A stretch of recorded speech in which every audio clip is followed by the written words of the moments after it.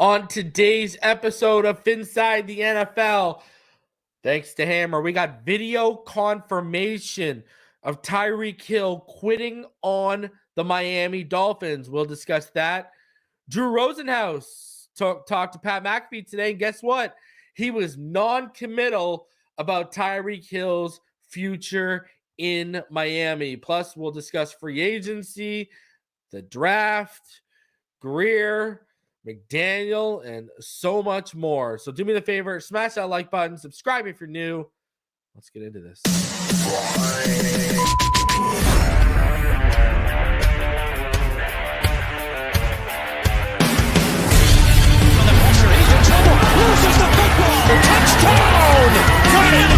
You have got to be kidding me. Jalen Waddle has a Dolphin touchdown. And he will score! Field down the near side, that open, touchdown!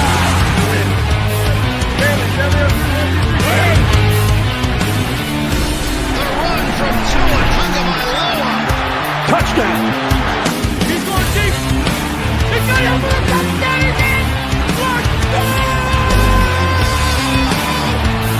He's in.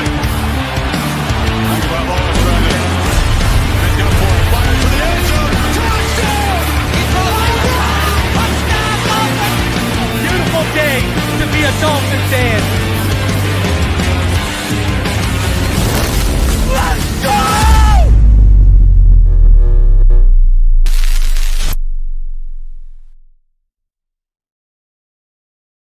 You're listening to Fin Too Deep. Tua back to throw, blitz coming, and get to him. No, he takes off running, and he's in. Touchdown, Miami. With the sixth pick in the 2021 NFL Draft, the Miami Dolphins select Jalen Waddle. Giving you unfiltered, informed, and controversial takes on the Miami Dolphins and the NFL Draft. Here's Reason and Neal. What is good, Fin Nation? What's good? It's your boy Reason. We're back here for another one, and we're about to dive Fin too deep. So I'm joined by Neal Driscoll on this episode. Hope everyone is having a good week thus far. Neal, we are entering the end of the week. Playoff football is upon us. The Miami Dolphins will not be involved. They are eliminated after losing, never mind the Broncos losing the way winning the way they won over the Kansas City Chiefs. We didn't handle our own business. How you feeling going into a weekend with no playoff football after two back-to-back seasons of playoff football?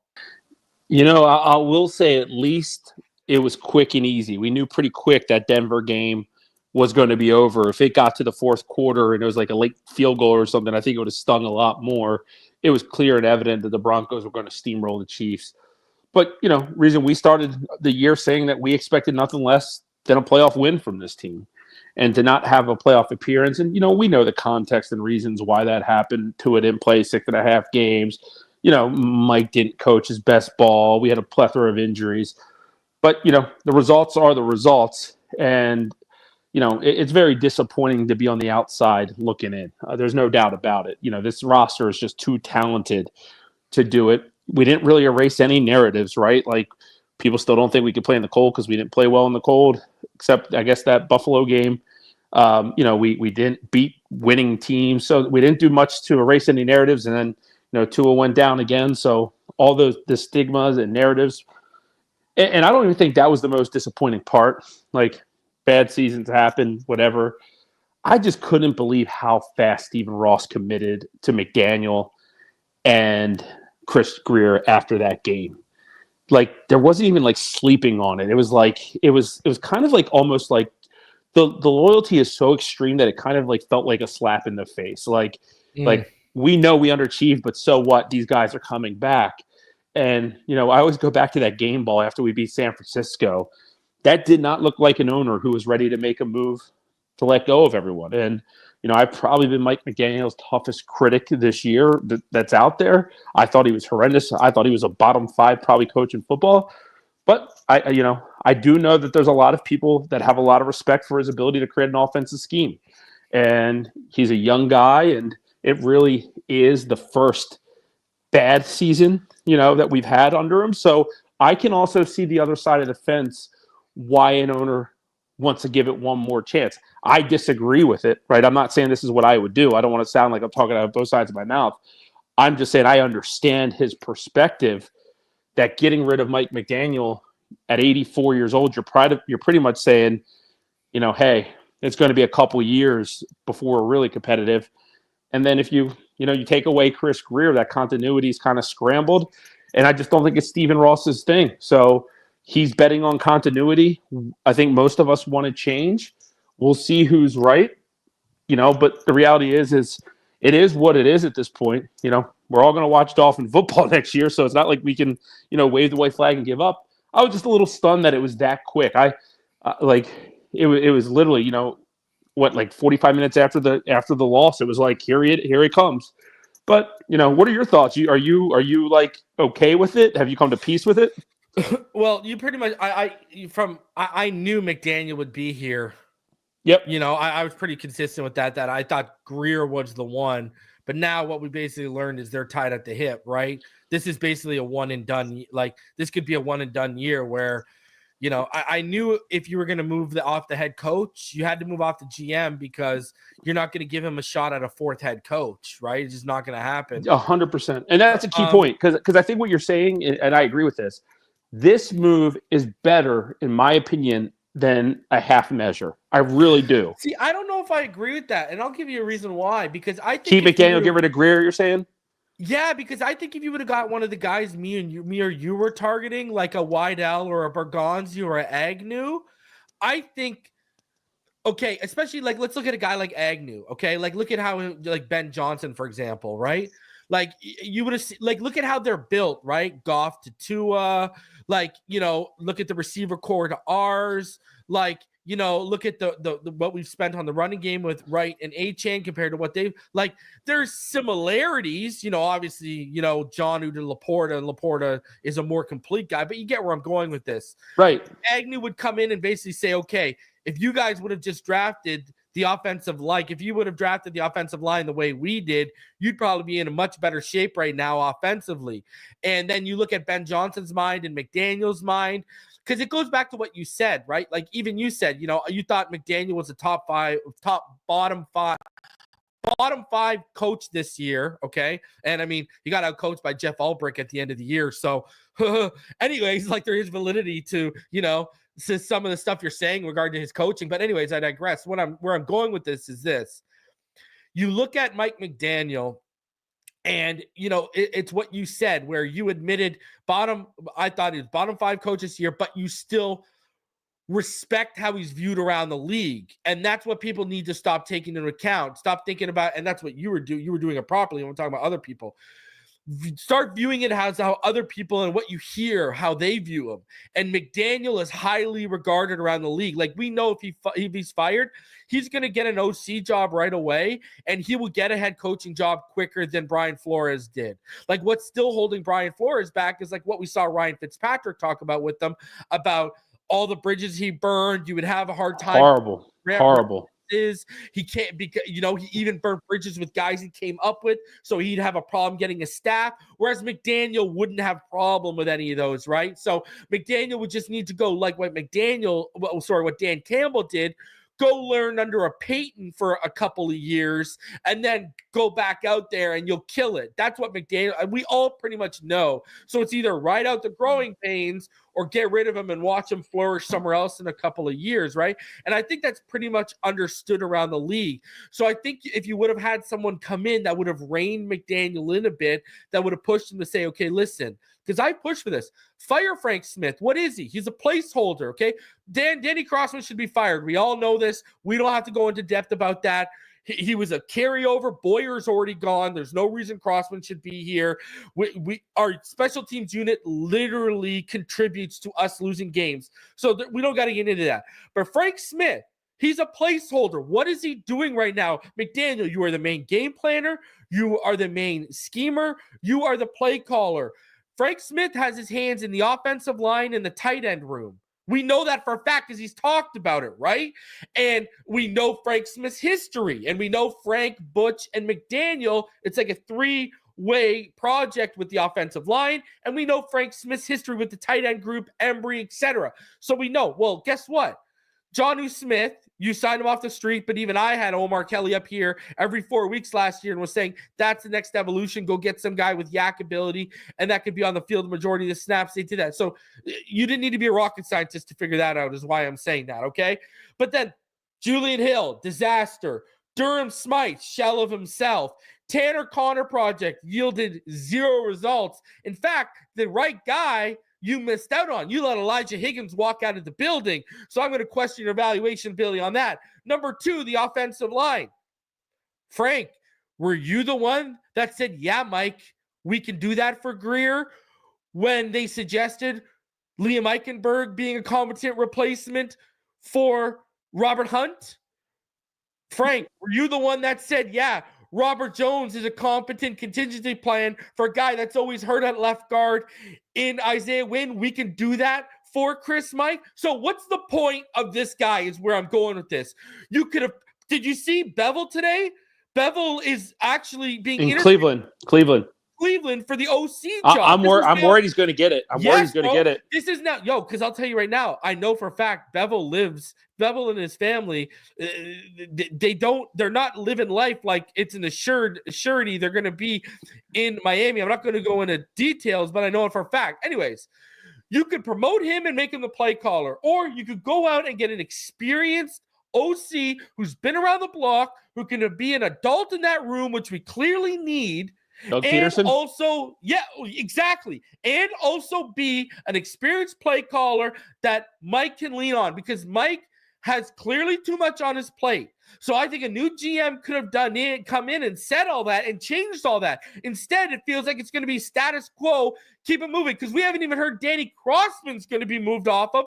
And we know Grier and Garfinkel are the ones who pushed Crossman and Boyer onto Mike McDaniel to begin with. So why would they get rid of Crossman when the guy who meddled when McDaniel was here is still in the building above McDaniel?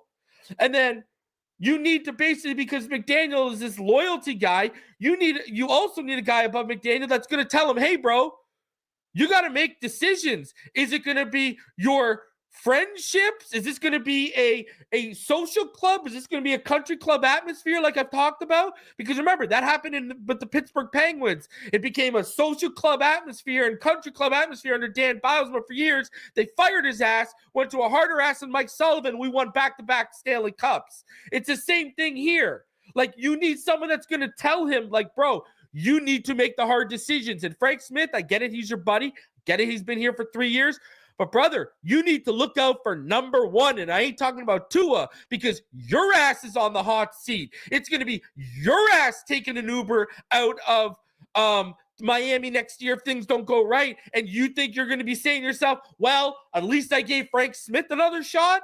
No. That's the problem. This is why I got no faith they're going to fix in it. I'm not even seeing. I need you guys to get fully committed and dive fully into a philosophical change on how you approach the offensive line. All the way from you need more gap and inside zone stuff, thus the guards need to be upgraded, all the way to what you look for. I told you before I went live, Jonas Savannah from Arizona, if you're not getting Dart in round 2, that's the guy I want, okay? Because he can play guard at right guard, he can play tackle at right tackle, and he's mean, but he can move the way you're going to need him to move for the outside zone stuff, but he's a guy who can move bodies when you want to go the gap stuff and run inside. I don't even trust him to make that kind of philosophical change with the offensive line. Do you think I trust them, that they're going to change how they operate and upgrade their staff because their ass is on fire? These guys are saying to themselves, oh, well, if Tua just stays healthy, we'll make the playoffs and we'll be fine. Well, guess what? The expectation this year was for you at minimum to win a playoff game, both of you. You guys somehow survived this. That's, again, the bare minimum. That's the bare minimum. If you do not, brother, if we start off 2-4 or 2-6, they should be gone by halfway through the season. No, wait it out until Black Monday or wait it out till January. That really 100%. I said it all season at the end, Neil. We are in 1800, 1700, 1600 France. A crime has been committed. We are all standing out in the public square, and we need to see a head go on the guillotine. I was saying this. Someone need to pay for us falling. We didn't even make the playoffs, let alone you lost to the Jets to end the season, okay? Didn't even make the playoffs, all right? Someone needed to pay for that. And if it wasn't going to be Grier and McDaniel, Crossman and Frank Smith, changes to your staff to show us you're taking this seriously and you're upgrading where you have areas where you have the potential to upgrade and make this better. And you're not even doing that to your staff. But I expect you to take on these massive philosophical changes with how you approach free agency, evaluations, and the draft, and how you run the football with your offensive line.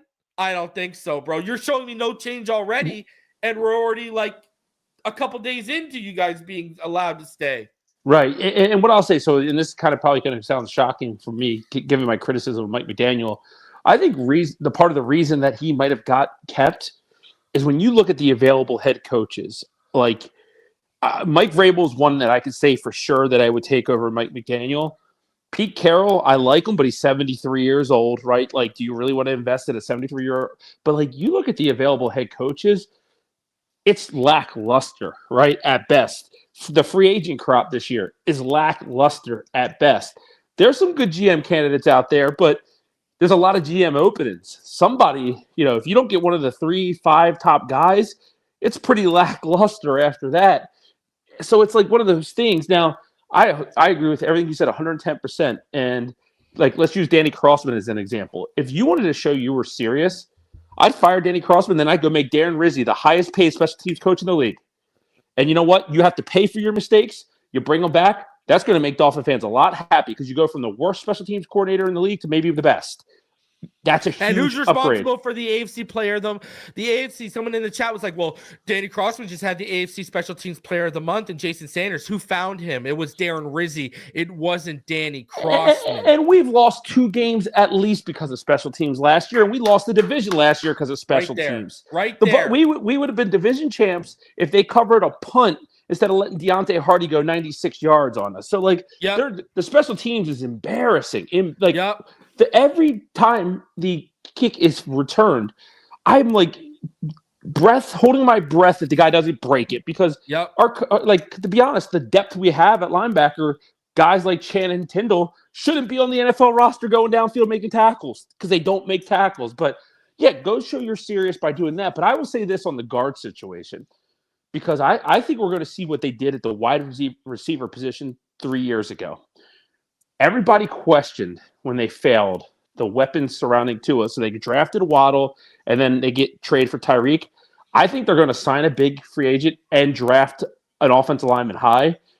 Like, my vision of what would be perfection would be, and I like Teron Armstead, but I think it's time for him to retire. I think it is. It's not going to get healthier. We've got a lot out of him. He's good. My offensive line from left to right would be Patrick Paul, Will Campbell, Aaron Brewer, Trey Smith, Austin Jackson. You just transformed your guards from probably the worst in the league to, if Will Campbell really comes out and becomes the next Brandon Sheriff, who's my NFL comp firm, and you have Trey Smith, you've completely transformed it. And the argument that I see when I say that is everyone's like, you can't play $20 million for an offensive guard. You can't pay 3. Look, if there's a team in football that pays $20 million for a guard, it better be the Miami Dolphins because they sure as hell can't draft and develop them. So, it's not our money. Like, I hate when people say how bad the offensive line is, and then they're like yelling at you because you want to pay a guard $20 million. Like, to me, the answer is, do you want to pay Javon Holland or Trey Smith? That's it. Well, you know what's frustrating, Neil? You might have to pay 22 or 24 for Trey when you could have probably got, Hunt wouldn't have taken. You probably could have got Hunt for $18 million. He would have taken a little bit of a discount. But listen, the guys that I want Trey Smith, I want Mekhi Becton, Tevin Jenkins, Aaron Banks, or James Daniels. And honestly, I want 2 of those guys. And then honestly, I would do the same thing. At 13, we both agree Malachi Starks is probably the consensus, makes the Love most him. sense at 13. Love him. And we would all love that pick. He's so much better than Javon Holland ever But was. if you could get me Kelvin Banks or you could get me Will Campbell 100%. at 13, 110%. You know what I mean? Like, I'm down for that. And then, you know what? Even if I did get, and I'm looking here and, like, let's say my boy Dart's off the board, and let's say, and Jonas Savannah is still at the top of there, and there's not really the DTs have kind of gone by the wayside. I would even double dip right there because I'm going to be honest with you. I want 2 linemen in free agency. I want 2 linemen in the first 5 rounds of the draft, because basically here's where I'm at with 13 and the second round pick. I want trenches on both sides of the ball. Like, if there's no way Mason Graham's going to fall, so why discuss it? But Kenneth Grant, I would be fine with. Amen. Mason Graham, I would be fine with. Will Campbell, Kelvin Banks, and just like in the second round, like, I'm pretty high on Deion Walker, right? But he's rumored that he's going to be available that round. So, like, he's a monster. If he is there, like, who he reminds me of a little bit is like DeForest Buckner a little bit, where he's this big monster. I mean, he's got more weight than Buckner, but his length is insane. He's like, what, 6'7"? Yeah. Oh yeah, bro. And he's 350. Yeah, dude, and they line him up as a stand-up rusher, bro. Like, that's why he line up from 0 to stand-up rusher, and bro, he's only going to be like 21 by the draft, bro. Yeah, it's got a little bit of the DeForest Buckner vibes. Yeah, to me, man. And bro, listen, because I was going to say, like, I love Deion Walker in the second, but if Derek Harmon or Walter Nolan are sitting there at the top of the second, do you move up for a Derek Harmon or a Walter Nolan if they're sitting there? You know what I mean? For sure. And I really, really like Walter Nolan. And then the other guy that, if we stand pat, that I like is TJ Sanders from South Carolina. Yeah, he's good. Or in the later rounds, you can get Nazir Stackhouse. I like Nazir Stackhouse. You know what, though? He's a kind of guy. So, like, those zero techs, Nazir Stackhouse and Jamari Caldwell, who's the guy from Oregon, are both guys that I think they have to look at in the 4th round, because they should have their regular 4th and a compensatory, and they're going to have 2 5ths. Yeah. Like, you got to get a guy that can play the 3 tech, because I do want Kenneth Grant a lot, but I think they have to go offensive line if they can. If Campbell or Banks are there, like, they have to. You have to pull it. The other guys, like, I don't want Ariante Ursary. I'm just being honest. It's early for me for Josh Simmons. Like, it is too. Yeah, and he only had 1 good year, right? Like, Josh Simmons only really balled out for 1 year, right? That's bad season. That, and he's coming off an injury, man. And I'm at a point where I don't want to draft. And, like, I ripped Chris Grier for not drafting in the trenches, but I will say this: if they draft Malachi Starks, I'll be more than happy. Like, I just will be. It goes against everything that we've talked about for like weeks about building in the trenches. But I think he's that good. Do you have because I haven't finished my rankings, but Emory Jones and Josh Connerly, I mean, I might have, like, I like them better than Ursary, I think. Josh Connerly, I think, is going to go top 25. I think he has huge upside. If he works out really well, I think he can go even top 15. I really think he's that well respected. Who was the other guy you said? Emory Jones. Yeah, Emory Jones. I like him. I actually like him a bit. Yeah, I like him inside more. I actually think that he's a really good target. If we do go Kenneth Grant or defensive tackle round 1, I would love him there. Another guy that I like is from Ohio State, Donovan Jackson. He's the guy who's kicked outside the left tackle because Josh Simmons has been hurt.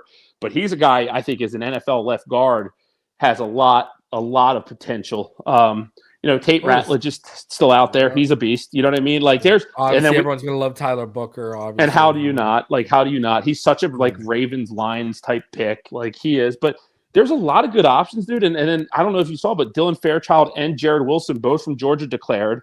Like, I think both of those guys, like Dylan Fairchild, is a very good player.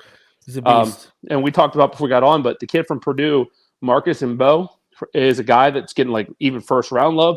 And then there's a kid from Missouri, Armin Membo. Yeah, he's a beast too. I think he's better inside, and I would love him at right guard. I have him as a guard. As a guard. I do too. Yeah. Like, they have him listed, I think, at the Senior Bowl as a tackle, but I think he's more of a guard. I think he's inside mauler, big heavy hands, like, But it's what we're saying is, It's a deep interior guy, dude. Like you said, get 2 of these guys. Let's not mess around anymore. Let's stop playing games. Let's take it serious. If you draft Malachi Starks in round 1, every pick from round 2, 3, 4, 5 should be interior offensive lineman, defensive lineman. Everything should be in the trenches after that.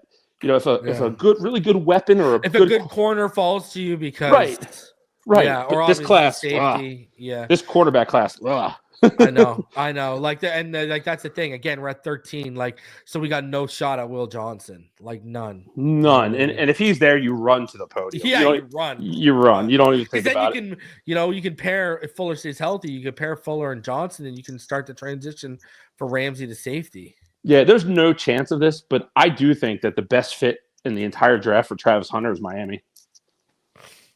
I really do, because he could be a number 3 receiver. And he could definitely. We need a corner. He's going to go top 4 or 5 no matter what. But God, he is awesome. Yeah. All right. Your thoughts on Tyreek Hill's post-game comments? They're out. You can't take them back. They're out. And you learn a lot about people when they go through adversity. I get when things don't go your way and you're emotional, but Tyreek's been playing games all year. He wanted to go back to Kansas City. They didn't want him. He's taken off practice days. If this is true, if this is not fake, and is he going to the mall to work at his shot? It's just too much of a circus. And I think we all knew the Tyreek Hill term was going to come if we didn't win.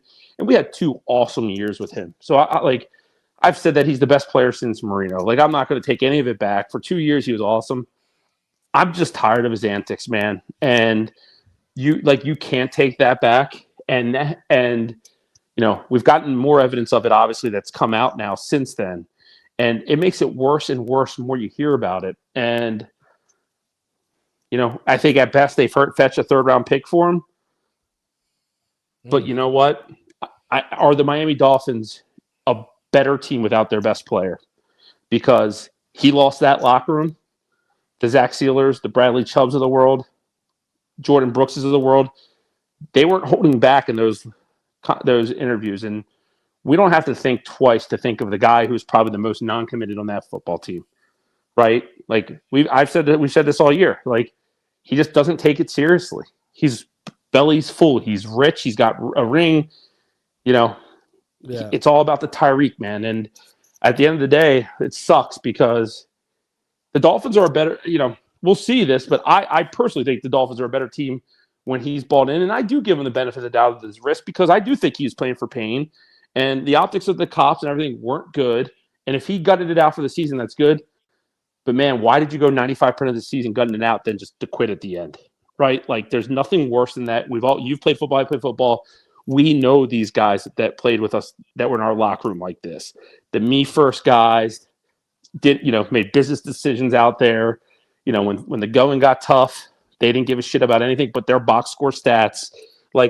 You can't win like that. And I actually think, even though that I'm frustrated as a Dolphin fan, and I've given them a lot of shit, the Miami Dolphins paid Tyreek, and then they paid him again before they had to. And they've done everything to protect Tyreek Hill, to make him a superstar here. And they deserve better than what he gave them. And for me, there's no turning back. I'm done with Tyreek. I think you have to move him. And you know what? Stop pointing with your index finger and point with your thumb. You have just as much to blame as any player on this team when you're the number 1 contract on this team besides the quarterback. When your quarterback goes down, you know what other teams happen?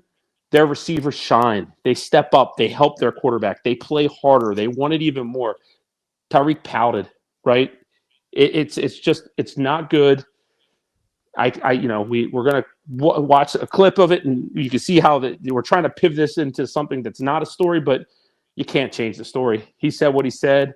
He knew the mics and the cameras on. He said he's out. I hope that the Dolphins show some balls here and send him packing. All right, let's play the clip. You didn't really say anything that – not much I can really add to that, you know what I mean? You pretty much nailed it. So, all right, let's play this clip here. So, hey, we might get demonetized for this, so smash that like button. Subscribe if you're new. That's free. If you want to donate, go ahead and donate because we're playing literally a clip from Fox. So we're probably gonna get.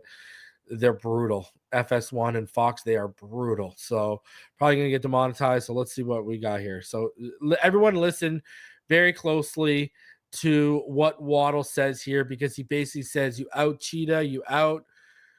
2:35 left in the third. This is when Tyreek Hill basically checks out. Listen to Waddle. Hoping that he has his fourth of the day right here.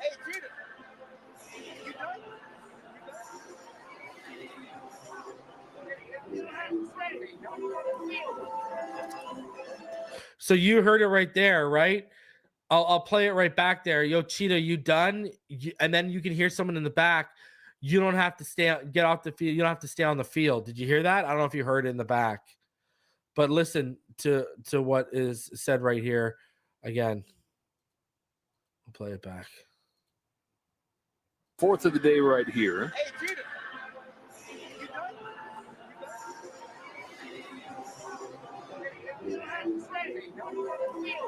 See? You don't have to stay, get off the field. I don't know if you heard that. Was that Tyreek saying that? I don't know, but listen. Hold on, let me play it back. See, get off. See? You don't have to stay, get off the field. And what appropriate music in the background for what we're watching here, right? But yeah, I mean, dude, you watch that, and it's like it's such a kick. Because let's think about this, right? I think Jalen Waddle. People think it was Waddle. They think it was Waddle. Yeah. See, someone else thinks it's a Mike. See, what that video shows me, man, is that Jalen Waddle, I feel like has not lived up to his hype the last season. I just don't think. I think we both expected a big year from him. I don't know if Tyreek is good for Waddle. Obviously, he takes targets away from him. Number one. Let him be number one. Right, let him be the guy here. You drafted a number 6 overall to be the guy. Let him be look what because you could tell in that video, and you could tell the whole time for a young player like Jalen Waddle, sure, Tyreek Hill might not be the prime example of what you want as someone you look up to, but there's no denying how his talent, how dominant he was. I mean, he was as dominant as a wide receiver as anybody else in this league was at any other position for the last 8 years, right? It is what it is. But you can tell Waddle, in a sense, looks up to Tyreek, looks to him for guidance. And him sitting out and Waddle asking for him in that predicament there, it was kind of you can see how this guy can be detrimental to what we're trying to do here. That's horrible, right? That's your team. We're down not even 2 full scores midway through the third quarter, and that's what you do as a captain, as a leader, and the second highest paid player on this team. Man, I think that you'd see a much better version of Jalen Waddle, and go find a guy who's got a skill set that complements Waddle. Tyreek and Waddle are redundant players. Yeah. They both have mediocre hands. They run, they're fast as hell. They're big playmakers. Now we need a guy who can win contested. Now we need a guy who can win different ways, who can run good in the intermediate passing game. Guys that, can make – I'll tell you what, a veteran that I would love, and he's coming off an injury, would be Chris Godwin. I know, but he's so injured, bro. I know. He's perfect. But then, look, keep an eye – another guy that I think would be really good for us is keep an eye on what happens with Adam Thielen in Carolina. Yeah, but we need Mike Evans. Oh, I know. That's what we need, a guy with a body that's just can be consistent and can win at the catch point, can high point the football. I've said this before. Ted McMillan is literally the perfect. He's like Mike Evans. Fit. Yeah, right. And that's why I get why they would fall in love with Emeka Egbuka because. You look at the profile, what is he, 6'2", 215, 216, right? You look at the profile, and it's what they're lacking. Yeah, and look, I think Emeka Egbuka has the talent to be a high-end number 2 receiver in this league. I still don't. Too high. I don't want to take him 13. You know what I mean? If it was pick 21 or something where we were last year, I'd be all about it. This is different. You need to build something. you need to get a big guy. You need to get some meat. And the problem is, and because, people are going to say this. The problem is, Jim, we're not going to turn around and spend another $30 million on a receiver in Higgins. They're not going to do that. And he's hurt a lot. I mean, he played awesome down the stretch, helped me win a fantasy football championship. Kudos to him. But with that said, he misses a lot of time. Yeah. They're going to want, like last year, they were trying to sniff around and move up potentially from Rome Odunze. Maybe at 13, maybe like a perfect example, like with the Raiders. What if the Raiders miss out on the top quarterbacks and you try to package the 13th and Tyreek with a couple more picks and they try to move up for Ted or something? I didn't even think of it like that, but that makes a lot of sense, man. I mean, I think Tet is going to go in that. Or you try and sell I wish you could sell the Patriots on it, but they're a division rival. But if you could package 13 Tyreek and something to help out Drake May, because they need weapons, I would try, you could try and package 13, a pick or two, and Tyreek, and try to get the Patriots interested to help out Drake May. But they should take offensive line. Yeah, I agree with you. I think they should, but I actually think they're going to have taken Abdul Carter from Penn State. I think Vrabel's going to get the job, and that's the guy who Vrabel's going to want. So, but we're in draft season, man, and it's fun. I mean, we're getting to a point like where it's go time, right? Like it's time to start really crushing out some prospects and stuff like that. But I will say, one silver lining out of this season is the 13th pick's a pretty damn good pick. It's hard to probably get first-round value if you're a pick 23, 24 to kind of marry it to the Dolphins' needs. I know that good teams can always go find talent, but having the 13th pick in this draft isn't a bad scenario. There is going to be somebody good that falls. I suggested this. Let me know, and now Jeff Premont wants to know, would you do this? Tyreek for Judy and a pick? In Cleveland, well, you're talking about maybe Judy in the second round pick, for Tyreek. Yeah, I'd do that. Send him to Cleveland. Judy had a Pro Bowl year. Him and Tua and Waddle, they're buddies, right? Yeah, they all play together. Yeah, I'm good with getting rid of Tyreek for a third round pick, and I know that's selling low. I just think it's time to move on. It's not about, for me, the ROI on this one. Again, we paid him. We're going to have some dead money unless we could prove, that he didn't go back in the game, and if you have to play hardball, you should do it. But they probably won't. But I just think there's such a redundancy at the wide receiver position, man. Even if this didn't happen, we talked about moving on from Tyreek at the deadline last year, man. At the end or the end of off season last year, you know what I mean? To me, everything runs its course at a time, and you really built this window at that top half when you had Tyreek, Waddle, Wilkins, and all. And the Dolphins don't have to go with, obviously with McDaniel, they don't have to go back to go and restart.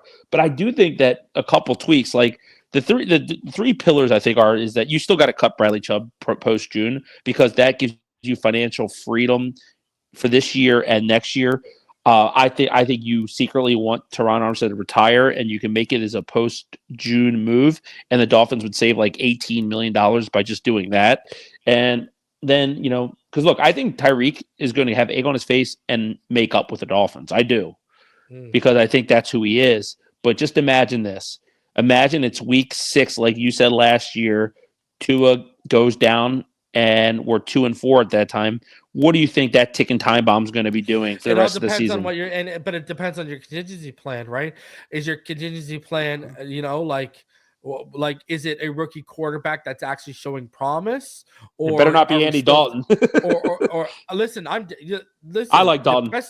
The best free agents are Darnold, Russell Wilson, and Andy Dalton, bro. I agree. And I don't know if you saw, but Barry Jackson said we tried to trade for Andy Dalton. That's why I said that. Yeah, no. But they need a good contingency plan, and look, if they keep Tyler Huntley should be 3. See, that's my point. Practice squad. If that 2-4, but it's a young quarterback who's learning, I'll give you a little leeway. If it's Tyler Huntley, we got an issue. Well, you saw the news today, right? That Carson Beck entered the transfer portal. Yeah, apparently he's going to the U. Yeah, the U or Texas Tech. So the second round quarterback is, I think Quinn Ewers is going to transfer as well. Is he transferring? I will find out probably after tomorrow because they're going to lose to I've Ohio heard State. rumors about big nil offers for him too. Well, it's $6 to $8 million a year. So you know where I think he ends up if I had a bet. I think Belichick's going to get him to North Carolina. Wow. Could you see that though? Like him I getting could see it. like the big But quarterback. all of a sudden, the quarterback class sucks. Yeah. Yeah, because like after guys like, after the top four with Shadur Cam, Jackson Dart, and Jalen Milroe, I mean, the only guys I really like are like McCord is around, but he's later. I like Rourke later. Yeah. You know who I later don't want? Guys. You know who I don't want is Dylan Gabriel. He's little. Yeah, I'm not a huge fan. He's systematic. I'm not a big fan. Like good someone that has the quarterback. Like if you look at the draft, the quarterback class is awful. The running back and tight end classes are tremendous. Yeah. Offensive tackles okay. Interior's awesome. Receivers kind of weak after the first round. D tackle's strong. Edge is very strong. Linebackers above average. Corners very weak. And safety, there's 4 or 5 really good guys, but there's some depth there too. So yeah, I mean, I would take a late round flyer on like a Curtis Rourke or a Kyle McCord. Yeah, I like McCord. I think Will Howard's going to go too high because I think he's a guy who should be a day 3 pick. I think Riley Leonard should be a day 3 guy too.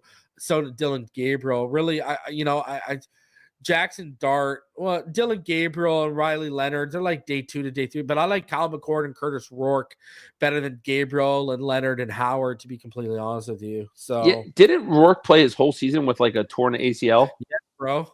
Right. Yeah, that's insane. He's like beast. Yeah, that's cool. Like that's good toughness, man. That's yeah.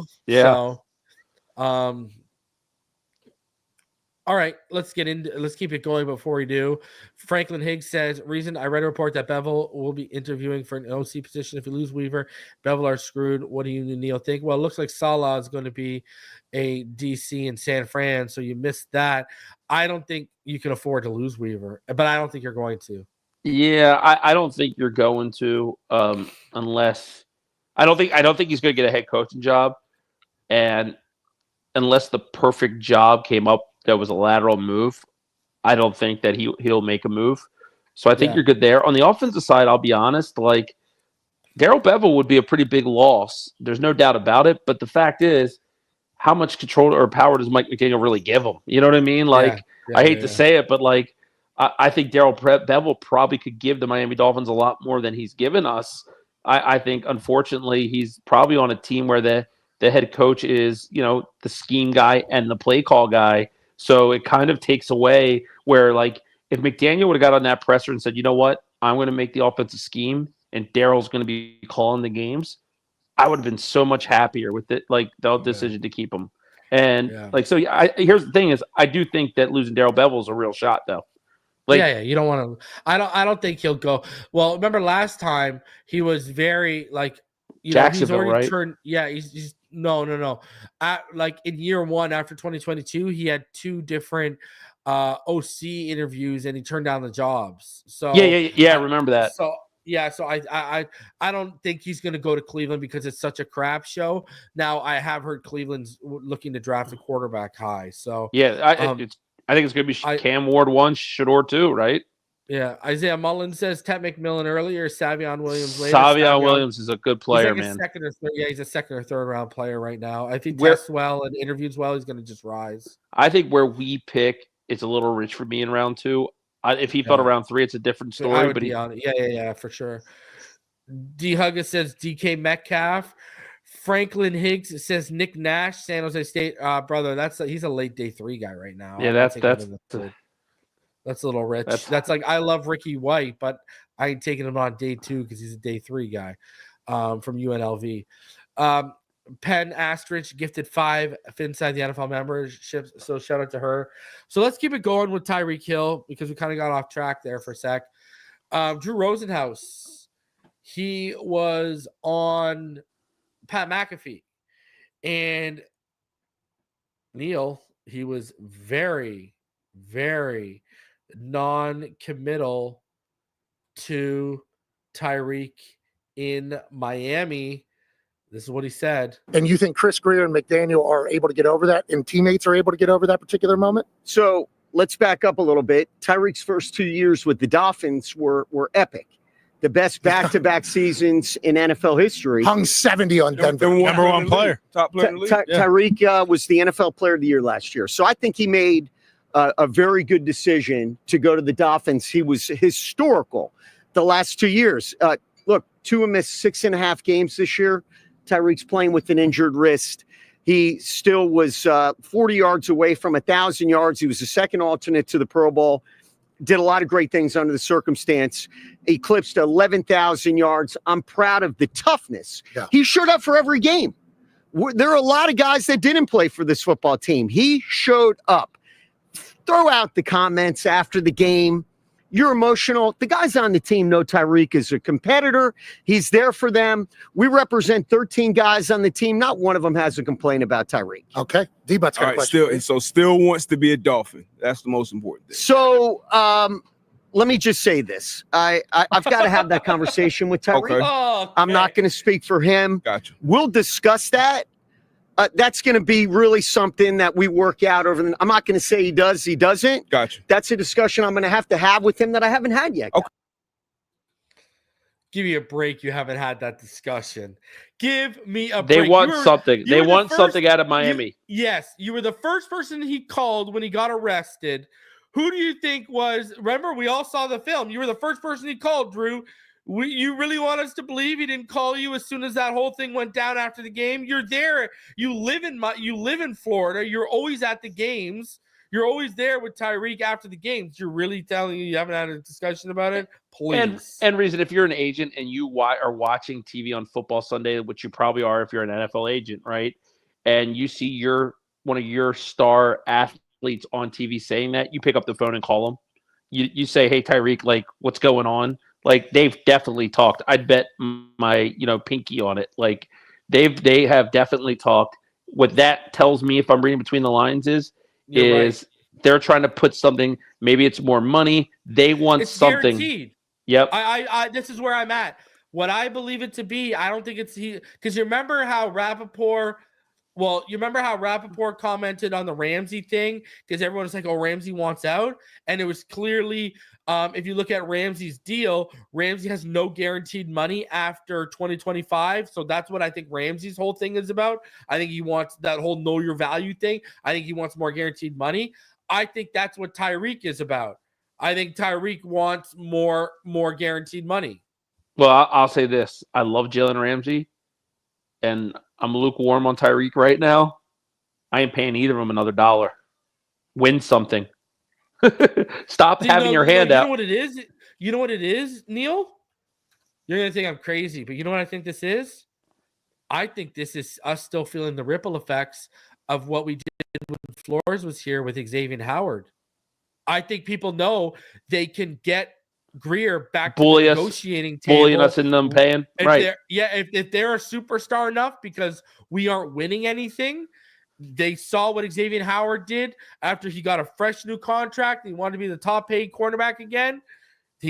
Everyone saw him take us, and now Tyreek knows he can do that. Now Ramsey, Ramsey after 2025, his guaranteed money is zero. Well, let me ask you a question then on that. No guaranteed money. So we've talked about moving on from Tyreek, and I'm a yes. I would do it for the right offer. A third round pick is probably the floor of what I would take. Anything higher, I'd probably run. Knowing that Jalen Ramsey only has 25 guaranteed money, right? Mm-hmm. Would you be open to trading Jalen Ramsey? No, because I think you can shift him at safety, make him one of the best safeties in the football. And safeties take less money than corner when it's all said and done. But, I mean, if you look at both of them, I think that's what the issues are. You look at him, it's like you mentioned, he only has the $25 million left guaranteed for this season, right? For 2025. Go look at Tyreek. Tyreek only has $27.65 million guaranteed for 25, and then he has zero for 2026 and 27, 28, and 29 are void years. And Ramsey is 2 years of zero guaranteed money and then either 2 or 3 years of void years after. That's the problem. Tyreek and Ramsey both have zero guaranteed money. They all saw what happened to Connor Williams. So these guys are sitting here saying, yeah, we've played ball with you guys. We haven't won shit.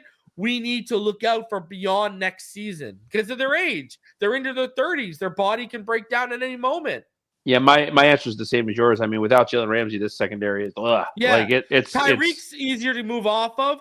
Jalen Ramsey, bro, it's Woodson all over again. First 14 years, Woodson played corner, and then in Oakland, what did he convert to? Last Safety. 4 years, he played safety. He was one of the best safeties in football. Yeah, and Ramsey doesn't have the Ramsey was trailing a lot this year.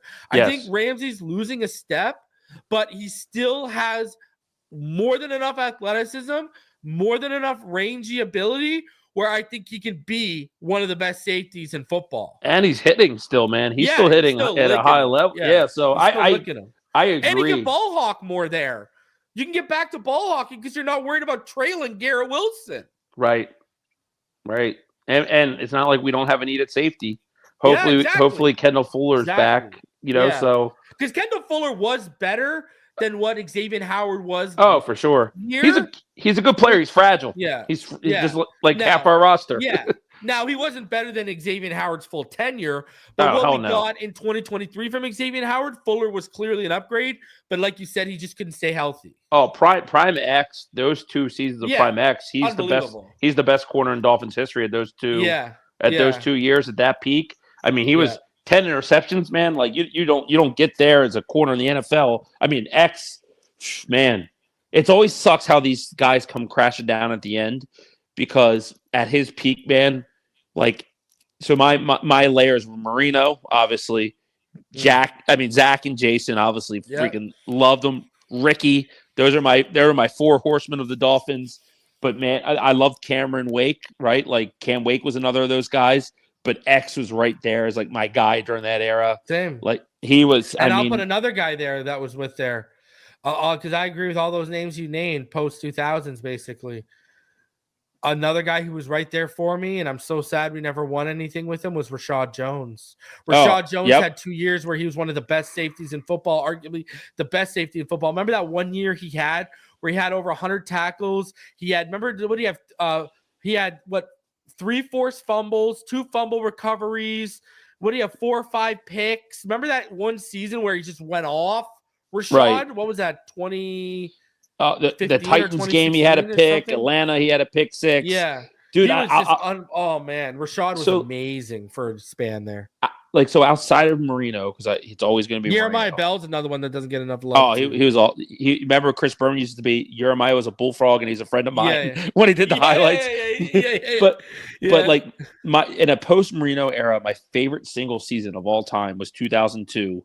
When Ricky Williams had 1856 and 18 touchdowns, and we just made that huge trade, and he was a top 5 player in football, and I was like the dreadlocks, the visor. He was just the baddest son of a bitch in football, right? See, that's the thing. Like Ricky had his distractions, Neil, but at least he was bought in, unlike Tyreek. Oh, dude! Anyways, in today's NFL, Ricky's smoking that weed, and it doesn't even matter, to be honest. Yeah. It is what it is. But my second favorite season, the post Marino era, I have to say, is 2008 Chad Pennington, man, because like we were 1-15, we were miserable. That Wildcat season with Pennington, and I knew we weren't going to beat the Ravens in the playoffs, but that Jets game when they beat Favre for the division, man, and I dude, it was freezing cold. It was awesome. Can I say something here? And I always bring this up when this comes up. It feels like everyone talks about Chad Pennington that year, right? Wasn't he second in MVP voting? But he only threw like 19 touchdowns and 4 picks, right? Touchdowns. Okay, yeah, 18 and 4, I think. But let's be real. The MVP of that team was Ronnie Brown that year. The whole Wildcat operated through Ronnie Brown because of what he did at Auburn. Like he was the reason. The Wildcat's the reason we won the division. And Ricky, dude, and Ricky, because Ricky still had it, dude. But Ronnie was he was literally the quarterback. He was the he's the trigger man. Out of it, right? Yeah. Like everyone sleeps off. Man, Ronnie was I think he's one of the most underrated Dolphins of the post Marino 2000 beyond era. Ronnie Brown doesn't get enough love and respect from this fan base because that year, you're right, Ricky played a huge role, but that Wildcat don't operate. But you know what sucks? I wish we could have pulled that Wildcat out. Imagine if we were a good enough team where you didn't pull that Wildcat out till the end of the season. Yeah, and then you ran that. Imagine if you could have ran that Wildcat through the playoffs, bro. You would have won the Super Bowl. Well, no if you stopped it. If you remember that playoff game against Baltimore in their first series, they fumbled and Paul Soliai, I think, jumped on the ball, and I thought we had a chance, and then it got out of hand quick because Pennington threw a pick six to Suggs and a pick six to Reed, and it kind of fell apart. But you know who was underrated on that team, who was actually a pretty good tight end, was Anthony Fasano. He had and you know what's funny is because we all labeled Ted Ginn a bust, and he definitely didn't live up to the hype of a 10, but he made some big plays in that game. He had an awesome touchdown catch. Like, Ted Ginn was like, I think we just, because of the fanfare, and I was one with Brady Quinn when we picked him, and like, look, he never lived up to the hype. So bitter. Yeah, dude, that was I told you I broke up with a girlfriend that night because of that. Yeah, game. I got in an argument with my girlfriend that night. Now I was working back when ESPN was the mobile app on flip phones, and it would update. And I literally said, and obviously I knew who he was because I watched the national championship. But I was like, who? And I'm landscaping, standing on someone's front lawn. It's Ted Ginn Jr. And that Cam Cameron, and we drafted the whole Ginn family. Oh my God, the dark days. If for those who are young and think this is bad, Cam Cameron is literally unbearable. Philbin. Bro. And I remember watching, I rewatched Hard Knocks like last year, the year before. And I remember getting mad all over again at Philbin with how he handled like Ocho and all our leaders and stuff. Like, bro, I remember like, y'all think McDaniel is bad? Go through especially after coming off Sperano. We all love, that's the thing. I liked him, man. I like Tony. Everyone who says they would have ran through a wall for Dan Campbell, those same people like me and you, we felt the same way about Tony Sperano. And what happened? Ross effed that whole thing up by going behind his back after he signed him and trying to get Harbaugh. Tony's my favorite coach since Don Shula. I would agree. I would 110% agree. I loved him. I thought he was awesome in the locker room. Last year, I would have said McDaniel and Sperano, but after this year, But I thought that. I love him. I thought Sperano did a really right. I think he did a tremendous job in Miami. But Neal, that is why I say you need to get when we were talking about if they made Brandon Shore the GM. That's why I say you need to get a president, a senior president of football operations as a football mind. Because look at Parcells. If Mike D screwed that all up, when we make Mike D the CEO, he basically told everyone, stop reporting to Parcells, go over Parcells and come to me. And then that's when Parcells said, oh, really? And he took us out in the contract. But look at Sperano. That was Parcells. You know what I mean? Like an adult in the room, right? If we would have kept going that route, and because we were on the verge of drafting a young quarterback, Henny didn't work out, and they would have pivoted and got a young guy, I think, in the next year or two. Like, they were built the opposite of this team. They were strong in the trenches, but weak everywhere else. But look at that. Look, that says everything. With noodle arm Chad Pennington, who I love, so I'm not crapping on him. But we went from 1-15 to 11-5 division champs with 2 rookies on the defensive line, and Kendall Langford and Phil Merling, right? Our defense was it was a good defense, but let's not act like it was the steel curtain or anything like that. We had a adequate to good offensive line, but we were just tough and we were well coached, and it just shows you that we have way more talent on this current team than what they had in 2008. But this team just doesn't know how to win. 2008 team, man, they surprised you and beat some teams that you never expected. Obviously, we saw that Patriots game was as a Dolphins fan, one of those monumental days that I'll remember for the rest of my life, just because I couldn't believe what we did that year. I couldn't believe to go to New England and embarrass them like that, in their peak. It just sucks because we all get frustrated with how it's going down, man. But all we all want is the same thing. And it doesn't have to be a Super Bowl. Sure, we want that. We just want a competent team that doesn't have more drama than an episode of Jerry Springer, and a team that just has a little bit of guts. And competitive. And they're competitive. Right. They looked at that scoreboard last week. And they checked out. And they checked out, and then they became a footnote in the disastrous tenure of Aaron Rodgers' Jets. Aaron Rodgers failed miserably in New York, yet he got to go out on top because the Miami Dolphins laid down like a doormat, let them get, 4 touchdown passes, let them tear us up, let them embarrass us. Like, that to me, like, because I half joked that I was going at it with Jets fans all year. We beat them the first time. But what an absolute disgrace effort, man. That's like the business decisions. Like, and this is where I respect guys like Chop, like Campbell, like Zach Sealer. Those guys fought till the very end. Even Teron Armstead, he probably shouldn't be playing. His body's breaking down, but he's out there. He's not playing to the level of Teron, but, he's pretty much doing it on one freaking leg. Like, he's got generational wealth. He doesn't need to be out there, but he's laying it on the line for his team, and people are quitting. Like, that just me, man. Like, it will never go away. Like, Tyreek Hill cannot win me back at this point. It's unfathomable that he did that to the fans, to the people paying him, and to his teammates, dude. Like, that, doing that to your teammates is screw us. We're idiots. We're going to buy gear. We're going to watch. They can do whatever they want. We're going to do that, right? To do that to your own teammates, man, that's why the Kansas City Chiefs at the deadline weren't interested when Tyreek was trying to make feelers to see if they'd want him back. No one wants that kind of guy to bring them to chemistry. The teams that will do it, Cleveland Browns, Raiders, Jets, teams that are always drafted in the top 5. So hopefully you could hoodwink a team like the Raiders and sell them off for a second-round pick. If it's a second-round pick from the Raiders, man, I'll go pick up Tyreek and drive him and drop him off. Yeah.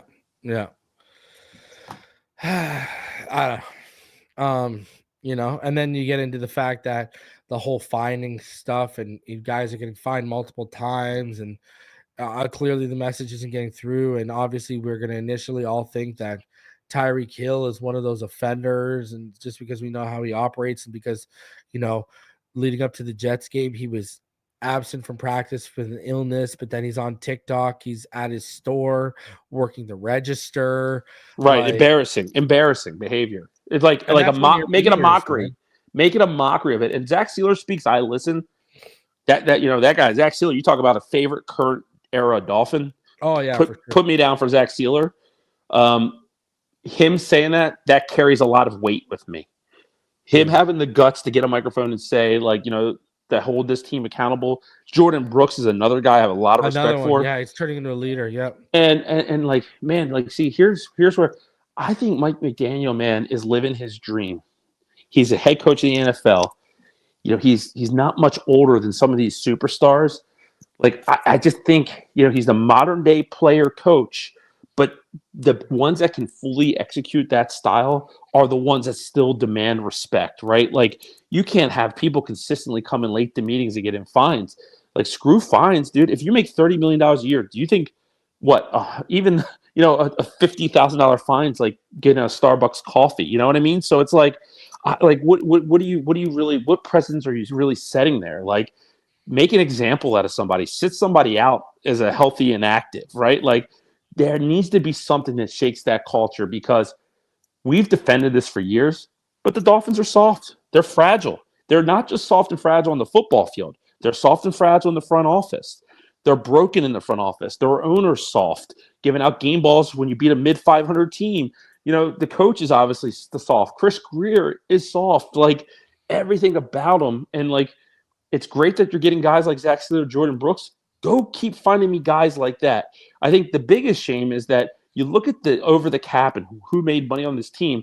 The guy who had the most heart and desire was a 38-year-old Calais Campbell making $2 million a year, where you got $30 million a year wide receivers loafing. You know what I mean? Like, to me, that just is the epitome of what the Dolphins are. The best people are the people that are coming from the outside, that have championship pedigree and have done it the right way. The people that have been here for the last couple of years, like, it's like they're happy. They're content with what's going on, So, something big has to happen. It wasn't a GM or coach fire.